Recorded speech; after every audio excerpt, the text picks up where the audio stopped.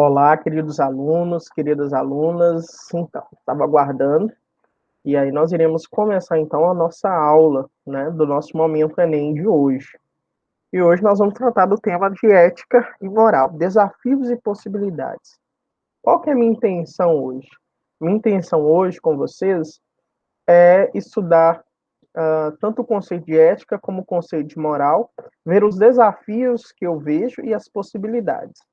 Eu entendo que a prova do Enem, para a qual é destinada essa aula,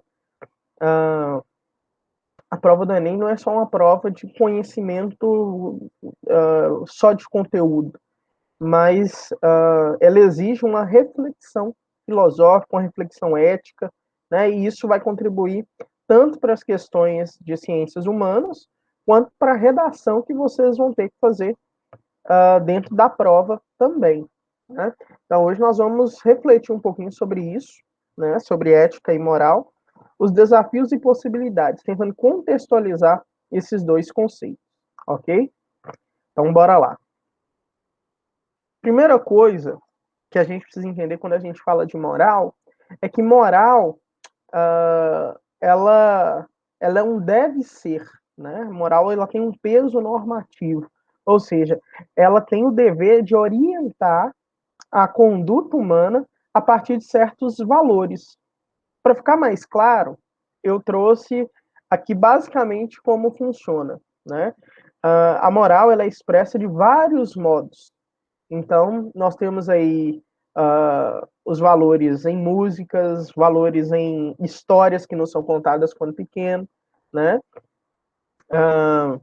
Temos também na própria educação, né? Na própria religião. Então, tudo isso tem um peso moral grande, porque tudo isso visa, muitas vezes, nos orientar a nossa conduta como seres humanos, né? E aí eu trouxe essa musiquinha que eu aprendi quando eu era criança, né? A formiguinha pega a folha e carrega, quando uma deixa, a outra pega. Ó, oh, que mistério glorioso! Uma formiguinha ensinando o preguiçoso. Deus não quer preguiçoso em sua obra. Deus não quer preguiçoso em sua obra. Deus não quer preguiçoso em sua obra. Porque senão o tempo sobra. O mais. Eu não vou cantar ela, porque eu aprendi de um jeito e a letra às vezes está de outro jeito. Mas. Vou ler então para vocês, né? A formiguinha corta a folha e carrega. Quando é pesada, a outra pega. Ó, que exemplo glorioso! A formiguinha ensinando o preguiçoso. Deus não quer preguiçoso em sua obra, Deus quer sua obra feita e não só quando o tempo sobra. O mais importante dessa lição, todas as formigas têm um enorme ferrão. Ó, como elas são lindas! São unidas e não ferem seu irmão. Então, isso é cantado para as crianças, né? As crianças cantam isso na escola, na igreja, em vários ambientes. Por trás dessa música tem alguns valores, como o valor do trabalho, o valor da solidariedade, né? A musiquinha toda leva para a questão do trabalho, né? A solidariedade entre as formigas, o valor da não preguiça, ou seja, condena a preguiça, condena a violência e prega a união. Então, esses são os valores que estão por trás dessa música. E quando a gente se fala de moral, então a moral usa da cultura, né, e dos valores para orientar a nossa conduta. Então, a partir desses valores, o que a gente pode dizer aqui, né, enquanto norma moral? Que deve ser trabalhador, ou seja, o ser humano deve ser trabalhador, o ser humano deve ser solidário, o ser humano deve ser preguiçoso, não deve ser preguiçoso, não deve ser violento, deve ser unido. Então, a moral, ela sempre é uma normativa, é sempre uma norma, né? Ela se expõe através de uma norma. Ela orienta a conduta humana a partir de normas, né? E essas normas não estão muitas vezes explícitas, né? Ela se faz através da música, através de orações, através da própria educação, através de história, né? Porque a moral se faz dentro da nossa cultura e a partir da nossa cultura. Então, dessa maneira, ela se expõe aí a nós internaliza esses valores do trabalho, da solidariedade, e automaticamente orienta a nossa conduta. Então, toda vez que a gente vê a palavra moral, a gente vai lembrar de normas morais, né? Condutas, desse deve ser. E aí minha pergunta, ética e moral seria a mesma coisa? Né? Como distinguir uma coisa da outra? Bom, nós vimos que moral, ela é bem normativa.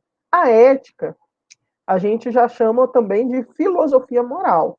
A palavra filosofia significa amor, a sabedoria e tal, mas em si trata-se de uma reflexão racional, sistemática e bem elaborada sobre temas bem abrangentes, como a moral, que a gente viu no slide anterior. Então, a ética é a filosofia moral, é a reflexão sobre a moral. A palavra ética vem do grego, ethos, né, e significa morada. E aqui é muito interessante, né, porque a morada do homem é o próprio homem. Onde que a gente mora?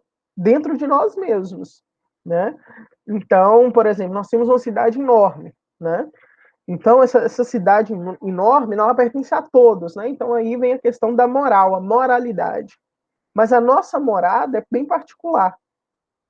Então, a ética, ela não está dizendo do geral, ela está dizendo de uma coisa bem específica, que é a conduta humana diante da moral.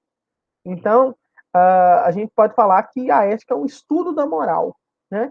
A compreensão, a fundamentação e muitas vezes a intervenção dentro da moralidade. Ou seja, eu tenho a norma, o deve ser, que tá bem expresso dentro da moral, mas eu tenho a minha conduta.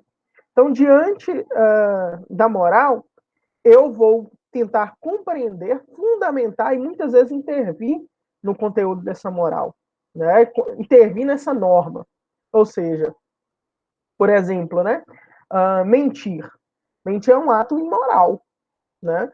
Mas muitos presos políticos, né, quando perseguidos por causa da sua crença política, né, ou perseguidos por religião, mentiam. Ou seja, eles tinham uma norma, só que uma norma moral que proibia mentir, só que diante da norma, né, eles faziam um estudo dessa norma mentalmente, e muitas vezes inconscientemente, né, compreendiam, buscavam fundamentação, interviam, né, e acabavam mentindo, né, porque eles acreditavam que mentir naquela determinada situação era, como eu posso dizer, era uma atitude ética, embora fosse uma atitude imoral. Então, vocês percebem que ética e moral são bem diferentes. Porque uma é a norma que é estabelecida, a outra é a reflexão da norma e as ações que saem a partir dessa reflexão da norma, né? Não se trata de casos particulares, né? Eu vou decidir essa reflexão, mas são um estudo desses casos particulares para se chegar a uma norma geral e universal. Ou seja, não é eu, frente à situação, o tempo todo vou mudando de maneira relativa a minha ação, mas estabelecer uma reflexão sobre a moral e permitir que surjam novas ações de uma maneira bem geral. Então, não é eu que vou mentir, dependendo da situação, né? Mas é estabelecer uma nova regra, né, frente à moral. Ou seja, toda vez que eu for submetido à perseguição política ou religiosa, mentir se torna um ato ético, uma vez que visa o bem comum, né, a proteção da pessoa humana, algo assim do tipo. Então, nós vimos que moral é a regra e a ética é a reflexão sobre essa norma moral. Então, é um pouco do resumo, né? Moral é normativa, ética é reflexiva. E aí, não é só a moral que ela tem um peso normativo, né? O direito hoje também tem um peso normativo. Então, além da moral, nós temos a norma, a questão normativa, né? E aí me pergunta, mas qual que é a diferença entre moral e direito, uma vez que as duas são normativas? As duas colocam normas para a gente seguir. Bom, a diferença, pessoal, é que na moral, essa norma se faz por dentro. dentro de nós, na nossa consciência, a partir de uma educação, a partir da cultura, né? E pressupõe uma aceitação. E, além da aceitação, pressupõe liberdade. Então, uma pessoa que é educada de tal forma, né, a moral funciona nela por dentro, né? Então, ela tem consciência daquilo. Ela é uma pessoa conscientizada. Ela não está sendo obrigada a fazer as coisas, mas ela faz a partir de uma consciência. Por quê? Porque ela aceitou isso na consciência dela. E ela é livre para isso, né? Ninguém te obriga, por exemplo, a pedir desculpas, né? Você é livre para pedir desculpas ou não. Mas você pede porque isso já está internalizado em você. Toda vez que você cometer algo que não é muito bom, você deve pedir desculpa. Então a moral, ela se faz por dentro de nós, dentro da nossa consciência, e pressupõe aceitação e liberdade. Já o direito não. O direito se faz por fora. Ele está expresso em leis muito bem específicas e é obrigatório. Então, por exemplo, se você esbarrou em alguém, você vai lá e pede desculpa. Por quê? Porque esse pedir desculpa, essa ação de se desculpar, ela está internalizada a você. O direito não se mete nisso, né? Mas, por exemplo, se você cometeu um crime, né? E o juiz manda você pagar uma certa quantia de dinheiro, né? Por ter cometido aquele crime e tal, aquela falta, você não escolhe, né? Não é você que quer, mas você é obrigado por lei. E caso você não faça isso, você sofre a coesão do Estado, né? Por meio da força policial. Você é obrigado a cumprir aquela ação. Então, enquanto a moral trabalha por dentro, o direito trabalha por fora, né? Enquanto a moral pressupõe liberdade, o direito já é obrigatório. Direito que eu falo aqui, pessoal, é o direito jurídico, né? Desafios hoje. Quais os desafios que a gente entende como desafios para a moralidade? A primeira coisa que a gente deve entender é a moral, ela é construída a partir dos valores. E os valores se fazem a partir da nossa cultura. O grande desafio que eu acredito que nós vivemos é que nossa cultura ela é permeada de quê? Né? É uma cultura de quê? Hoje, sobretudo hoje no Brasil.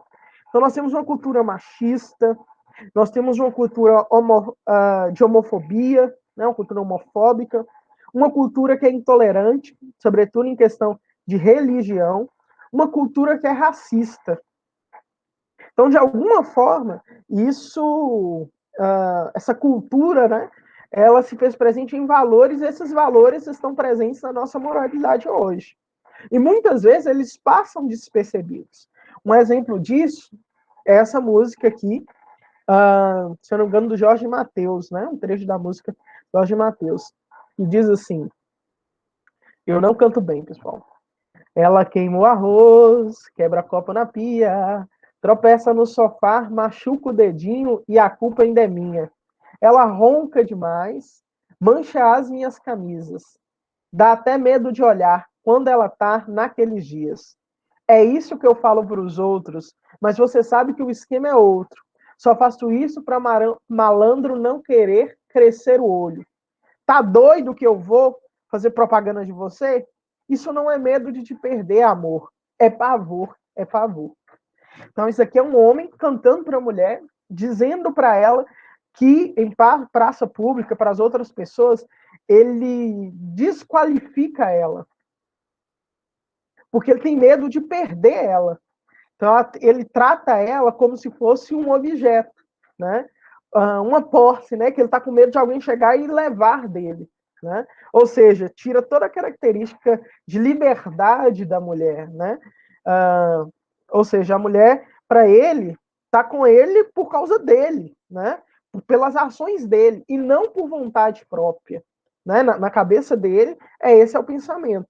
Então, eu preciso fazer de tudo para manter ela aqui. Deus me livre de perder ela, né? Então ele desdenha ela, né? Ele violenta a dignidade dessa mulher em praça pública, né? Quando ele desvaloriza e desqualifica ela. Imagina a autoestima de uma mulher sabendo que o marido faz toda essa propaganda negativa dela. Isso é um tipo de violência, né? e marca a cultura machista. Então, nessa música, nós temos valores machistas.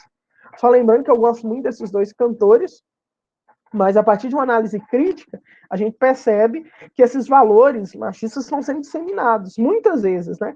Às vezes o cantor nem tem noção disso, né? Nem aprofundou essa reflexão, porque está tão presente essa cultura na nossa, no nosso dia a dia, que não se percebe isso, né? Que ali está sendo disseminada e legitimada uma certa moral machista.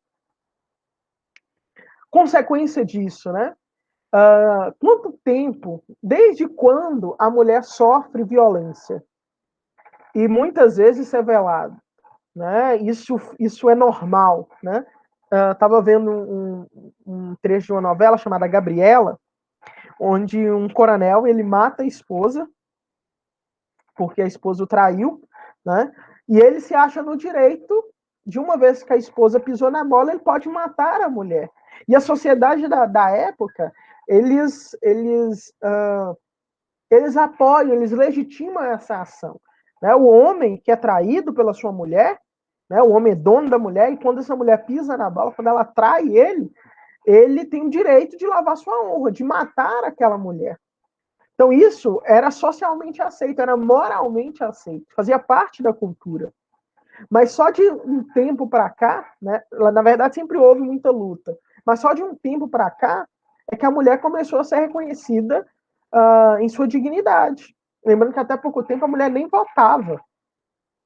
Então, a moralidade trazia esses valores machistas, né, e legitimava essas práticas machistas. Estava pronto na cultura e ninguém percebia. Né? Então, o grande desafio é justamente essa cultura machista, violenta, racista, homofóbica, né? Que não aceita conferir dignidade a essas pessoas. Em consequência disso, nós temos vários crimes, né? Hoje considerados crimes, mas antigamente não, contra a mulher, contra o negro, contra o homoafetivo e etc. Só para lembrar, o Brasil ele tem essa marca do feminicídio, né, da violência contra a mulher muito forte. E isso se dá porque nós temos ainda uma cultura machista. Então, o grande desafio é a superação dessa moralidade marcada pela violência, marcada pelo preconceito, pelo racismo e pela discriminação. Mas há possibilidades de se alterar isso, né? As primeiras coisas que permitem a transformação disso, primeiro, é que nós somos dotados de consciência moral. Sempre que a gente faz uma ação, né, temos uma ação, nós temos a capacidade, muitas vezes, antes de fazer essa ação, de analisar aquela situação, né, elaborar um juízo, se é certo ou se é errado, e livremente escolher, né, se a gente vai escolher o certo ou se a gente vai escolher o errado. A possibilidade que nós temos aí é fazer uma consciência moral a partir de uma ética racional. E só assim nós teremos a possibilidade de transformação da moral. Fiz esse exemplozinho aqui, que está dando para vocês verem de azul, né? Então nós temos uma situação, né? Essa situação nos chega, né? Tá certinha, voltando para o indivíduo, né? Então acontece uma situação diante de nós. Um exemplo hipotético, né? Você está fazendo uma caridade, né? Arrecadando dinheiro para construir uma moradia, por exemplo, para um pessoal que está desabrigado. Aí chega para você um político corrupto, né? E esse político quer doar não sei quanto de dinheiro para você, né? Diante dessa situação, você não responde a esse político, né? A esse criminoso, porque corrupção é crime, né? A esse criminoso de forma automática. A sua resposta ele passa por uma consciência moral. Ou seja, você faz uma análise da situação, elabora um juízo se essa situação é boa ou ruim e faz uma escolha. Muitas vezes a gente analisa e chega à conclusão, olha, essa escolha é boa. Então você vai lá e aceita ou não. Ou você faz ou você elabora um juízo tipo assim, não, nessa situação, por ser dinheiro de corrupção, eu não posso, é uma escolha ruim aceitar. Mas assim, você escolhe, por causa da necessidade. Então, assim acontece a atuação da nossa consciência moral. E ela muitas vezes se faz de modo até muitas vezes inconsciente, mas ela acontece esse processo de análise, juízo e tomada de decisão. Quando a gente coloca, né, a ética aí, então, quando me chega a situação e eu vou consultar a consciência moral, eu tenho uma reflexão mais elaborada dessa moral. Né? Eu consigo buscar qual que é a base desse deve ser. Né? Qual que é a base dessa regra de que o homem é dono da mulher? E aí, quando eu volto para a situação, eu posso aceitar essa regra moral que me é colocada, ou seja, né, permitir que essa norma moral continue em vigor, ou eu posso rejeitar essa norma moral e me relacionar com a situação de outro modo. Né? No caso da violência contra a mulher, a situação diante de uma mulher, né, um homem que se relaciona com uma mulher, a moralidade machista, né, vai dizer que o homem é dono da mulher. Ai do homem que deixar a mulher, por exemplo, pagar uma conta. Ai do homem que permitir que a mulher saia com as amigas, né, que a mulher se divirta, ou que a mulher viaje sozinha e etc. Né? De acordo com a moralidade. Então, diante de um homem, né, um indivíduo homem, diante da mulher, né, a maneira como ele se relaciona com essa mulher vai passar por essa moralidade machista. Só que aí que entra a ética. A ética vai propor uma reflexão sobre essa moralidade. E a partir dessa reflexão, né, no caso específico de uma moralidade machista, ela vai rejeitar isso e vai se relacionar com a mulher de uma outra forma, de uma forma mais igualitária, de uma forma mais compreensiva, né, de uma forma mais respeitosa, conferindo dignidade a essa mulher. Então, assim que funciona, né, a possibilidade de transformação da moralidade, né? Sobretudo dessa cultura, né, da violência, do machismo, da homofobia e etc. Então, nós temos aqui vários conceitos importantes para a gente. O primeiro deles é a moral, né? Vimos o que é moral. Depois vimos que a ética é a reflexão sobre essa moral. Vimos que a moralidade ela se baseia em valores e esses valores advêm da própria cultura, né? Vimos que os desafios da nossa cultura é justamente o machismo, a homofobia, né? A dificuldade de relacionar nossas ações com esses vícios, né? Com essas coisas que não são tão boas. Vimos que nós somos dotados de consciência moral, ou seja, nós não fazemos as coisas de modo involuntário, mas tudo passa por uma análise, um juízo e uma escolha livre. Vimos que a ética ela tem um papel muito importante dentro dessa consciência moral, porque ela aperfeiçoa essa nossa reflexão, essa nossa análise e nos ajuda a elaborar juízos mais conscientes, né? E que tenham uma base. E a partir disso, dessa reflexão ética, a gente pode rejeitar ou aceitar tais normas morais e a partir dessa rejeição ou dessa aceitação, nos relacionar com situações cotidianas do nosso dia a dia. Exemplo disso, né, é que muitas vezes, ao fazer essa reflexão sobre a cultura machista, né, sobre as maneiras de que essa cultura machista se expõe, ao fazer uma reflexão ética, a gente rejeita essa moralidade e constrói não só uma nova moralidade, não só ações éticas, né, mas ações de combate a essa moralidade, né? Por exemplo, hoje, há pouco tempo atrás, celebramos o 8 de março, quantas campanhas, né, para mudar essas ações, né, esse quadro de violência contra a mulher, né? Quantos estudos não são feitos em cima dessas ações consideradas machistas, né, e antifeministas e ações que marcam a mulher como ser indigno, né?